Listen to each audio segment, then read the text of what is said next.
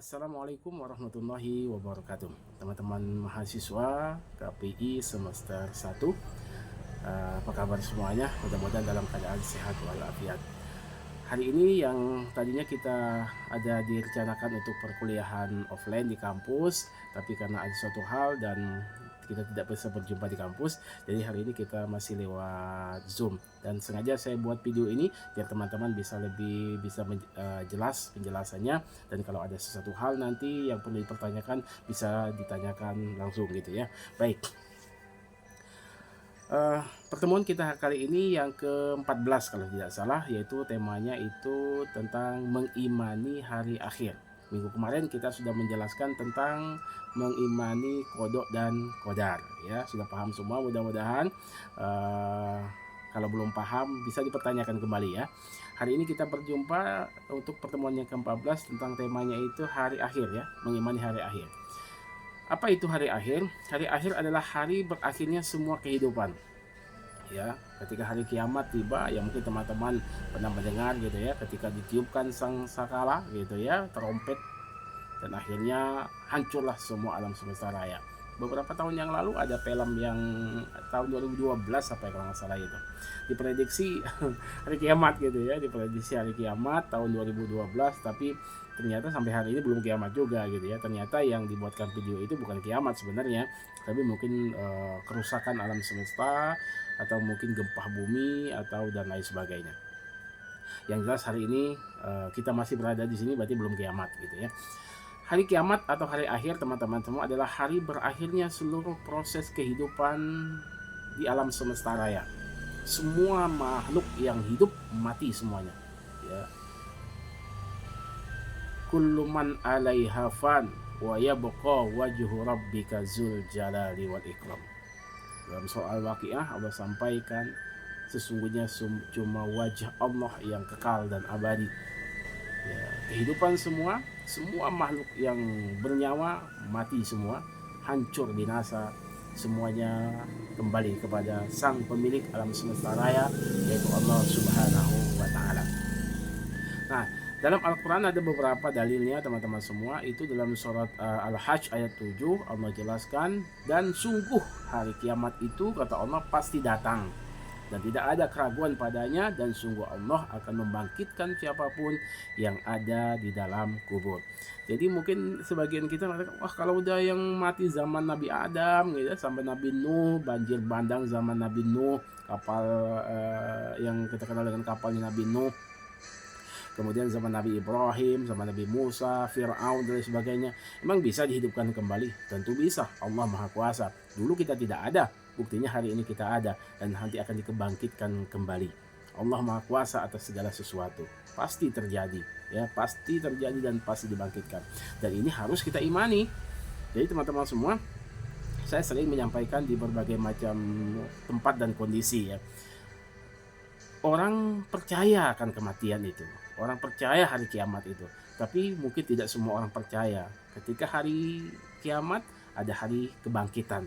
Kita akan dibangkitkan kembali, kita akan hidup kembali, dan kita akan mempertanggungjawabkan semua yang kita lakukan di alam semesta ini, baik itu yang nyata, tidak nyata, dalam hati, semuanya. Mulut kita akan terkunci, semua panca indera kita akan bersaksi kepada Allah Subhanahu wa taala atas apa yang pernah kita perbuat. Dan itu harus kita imani. Karena itu adalah rukun iman ya, rukun iman yang keenam, yaitu percaya kepada hari berbangkit atau percaya kepada hari kiamat dan hari di mana semua makhluk binasa dan akan dikembalikan kepada Allah Subhanahu wa taala. Dalam Al-Quran lagi dijelaskan dalam surah Al-Qari'ah. A'udzubillahi minasyaitonirrajim. Bismillahirrahmanirrahim. Al-Qari'ah mal Qari'ah. Wa ma adraka mal Qari'ah. Yauma yakunun nasu kal farashil mabthuth wa takunul jibalu kal ihnil manfush. Fa amma man thaqulat mawazinu fa huwa fi 'ishatir radiyah. Wa amma man khaffat mawazinu fa ummuhu hawiyah. Wa ma adraka ma hiya narun hamiyah. Al-Qari'ah, hari kiamat ya. Mal Qari'ah, apakah hari kiamat itu? Dan tahukah kamu apakah hari kiamat itu, kata Allah? Pada hari itu manusia seperti laron yang berterbangan dan gunung-gunung seperti buluh yang dihambur-hamburkan.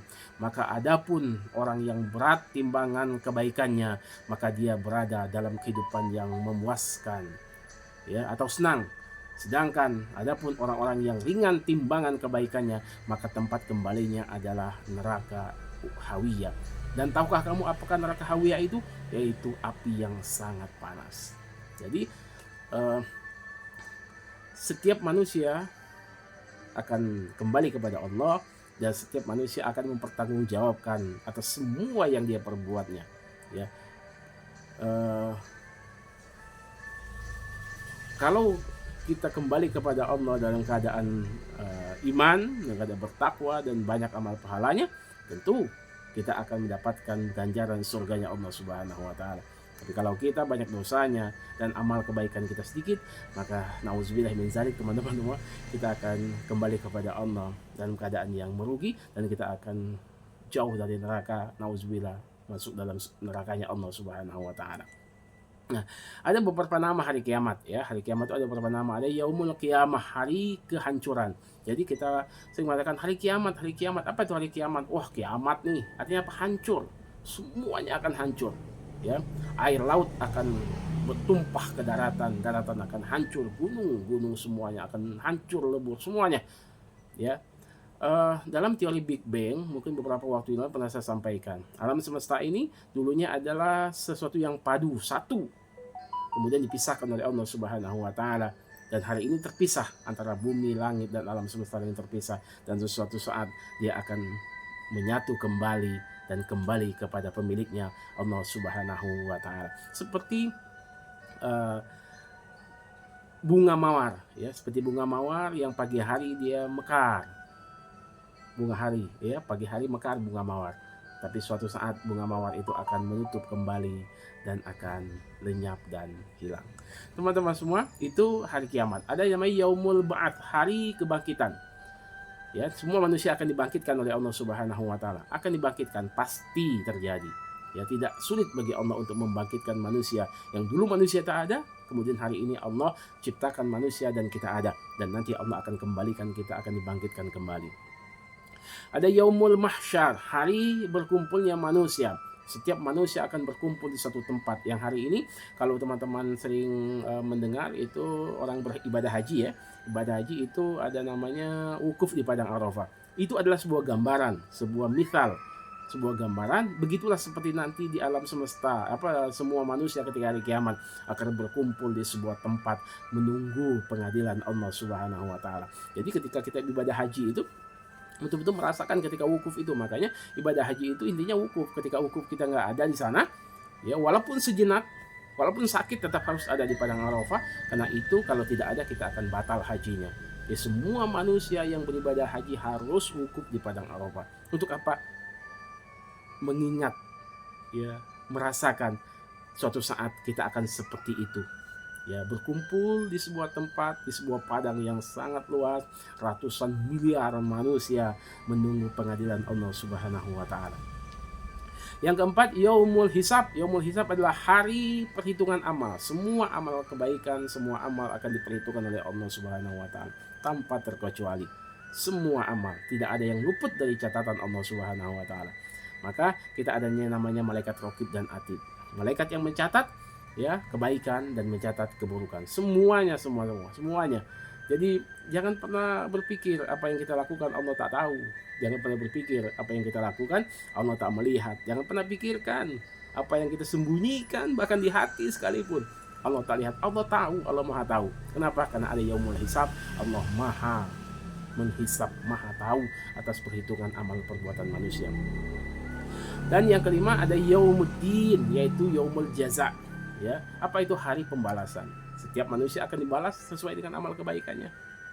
Man amila sholihan fa alaihi bi nafsihi wa man asafa 'alaiha. Barang siapa yang berbuat kebaikan, Allah balas kebaikan itu dengan pahala yang besar. Tapi ketika berbuat kejahatan, Allah akan balas kejahatan itu dengan dosa yang besar. Artinya apa? Sekecil apapun perbuatan kita, Allah akan balas.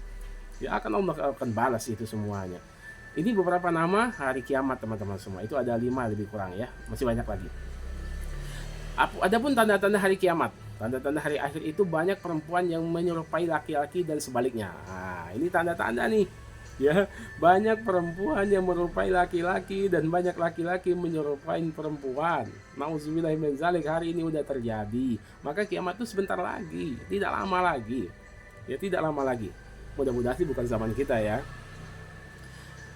Banyak laki-laki menyerupai perempuan, banyak perempuan menyerupai laki-laki, dan hari ini terjadi. Nauzubillah min zalik.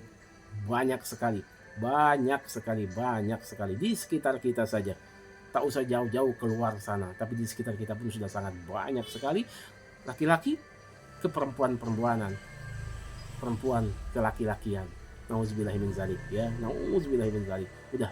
Sudah terjadi hari ini. Yang kedua, banyak terjadi kejahatan di masyarakat. Masya Allah, hari ini yang namanya penyakit masyarakat, korupsi, orang melakukan kejahatan tanpa malu, teman-teman semua. Ya, orang melakukan kejahatan tanpa malu, tanpa ada rasa malu sedikit pun. Ya, korupsi tanpa malu, nauzubillah, berzina tanpa malu, melahirkan anak di luar nikah tanpa malu, gak ada malu sama sekali. Ya, maksiat di mana-mana. Maksiat di mana-mana tanpa ada rasa malu sedikit pun. Maka inilah tanda-tanda hari kiamat. Manusia sudah terang-terangan melakukan maksiat dan tanpa ada rasa malu sedikit pun. Yang kedua, para ulama dan orang soleh meninggal dunia. Para ulama, orang-orang soleh sudah banyak meninggal dunia. Hari ini ya banyak ulama, tapi nauzubillah min zalik, ya saya teman-teman tahu sendiri lah ya, bisa menyeleksi mana ulama yang memang layak dijadikan panutan menjadi sebagai seorang ulama, mana yang ya nauzubillah ulama tapi hanya kedoknya saja. Mudah-mudahan ulama-ulama kita kembali kepada Allah Subhanahu wa taala, kembali kepada jalan Allah hanya untuk ya berbuat terbaik, untuk mencerdaskan, untuk menyelamatkan umat manusia. Kenapa? Karena para ulama adalah warasatul anbiya. Ulama itu adalah pewaris para nabi. Gak mungkin nabi mewariskan ulama yang tidak benar. Ya, jadi ulama yang jadi pewaris para nabi adalah ulama yang menjadi panutan bukan hanya untuk keluarganya tapi untuk masyarakat di sekitarnya. Dan yang selanjutnya, tanda-tanda hari kiamat itu umat Islam bertambah tapi kualitasnya menurun, teman-teman semua. Hari ini bisa jadi umat Islam terbesar di dunia. Di Indonesia lebih dari 80% umat Islam. Tapi lihat apa yang terjadi. Kita begitu lemah dan sangat lemah. Bahkan hari ini kasus ya pembantaian umat Islam di Palestina oleh bangsa Israel yang luar biasa itu, umat Islam banyak, negara Islam banyak, tapi mereka diam, seribu bahasa, hanya bersuara begitu saja tanpa ada perlawanan sedikit pun. Lemah kita. Umat Islam banyak tapi kualitasnya menurun. Umat Islam banyak tapi imannya, nauzubillah min zalik, jangan-jangan imannya menurun juga. Jadi ini tanda-tanda hari kiamat dan ini udah terjadi semua. Adapun tanda-tanda kiamat besar ini belum, ya sebagian belum. Misalnya matahari terbit dari barat, belum ada. Kalau matahari udah terbit dari barat, ya wassalam, udah kiamat beneran itu, ya. Kemudian keluarnya Dajjal, ya, belum keluar Dajjal. Kemudian keluarnya hewan yang dari perut bumi, ya. Keluar hewan dari perut bumi, yang hewan aneh gitu ya. Hewan aneh keluar dari perut bumi. Kemudian keluarnya Imam Mahdi, dan yang terakhir rusaknya Ka'bah. Dan nanti turunlah ya. Setelah itu turun Nabi Isa alaihissalam, tidak membawa agama sebelumnya, tapi Nabi Isa membawa agama Rasulullah Muhammad SAW. Teman-teman semua, apa hikmah dari beriman kepada hari kiamat? Ya, pertemuan kita ini ada hikmah besar bagaimana kita harus beriman kepada hari kiamat. Yang pertama, rajinlah beribadah. Kita tidak tahu kapan hari kiamat itu, dan tidak ada Rasul pun tak tahu. Ya, semuanya menjadi rahasia dari Allah Subhanahu wa taala. Bisa kiamat besar, bisa kiamat kecil. Kiamat kecil ya kita meninggal dunia, udah kiamat kecil itu. Artinya rajinlah beribadah. Jangan merasa, oh saya kan masih muda, apalagi teman-teman mahasiswa, wah saya kan masih 20-an tahun Pak, gitu ya. Matinya masih lama. Siapa tahu, ya kan? Gak ada jaminan. Gak ada jaminan muda, tua, laki-laki, perempuan. Tidak ada jaminan teman-teman bisa mati tua. Ya kan? Artinya apa? Beribadahlah yang rajin. Minimal sholat 5 waktu ya, jangan pernah ditinggalkan. Ya, mahasiswa, yuk sholat 5 waktu jangan ditinggalkan. Minimal itu. Kalau teman-teman sholat 5 waktu saja meninggalkan, bagaimana dengan ibadah yang lain gitu ya. Yang kedua, senang berbuat kebaikan.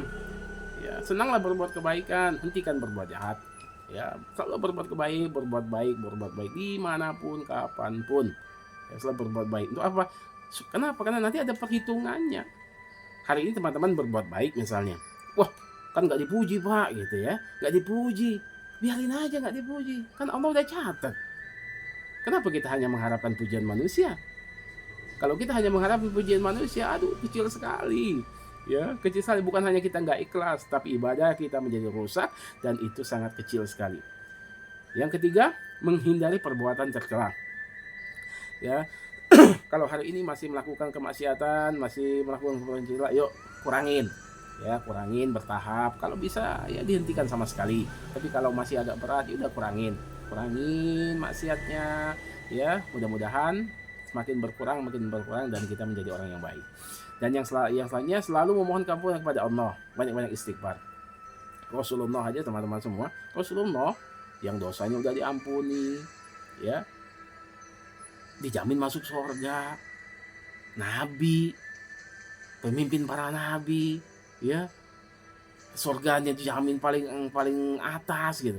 Itu aja istighfarnya nggak kurang dari 75 kali sehari semalam. Lah kita nabi bukan, ulama bukan, ya kan, dosanya nggak ada yang jamin, surga juga belum tentu dapatnya. Istighfar gak pernah. Yuk banyak-banyak istighfar, mohon ampun kepada Allah atas segala dosa yang kita lakukan. Dan yang selanjutnya, sabar ketika ditimpa musibah. Ya kan, kehidupan manusia pasti tidak mulus-mulus saja.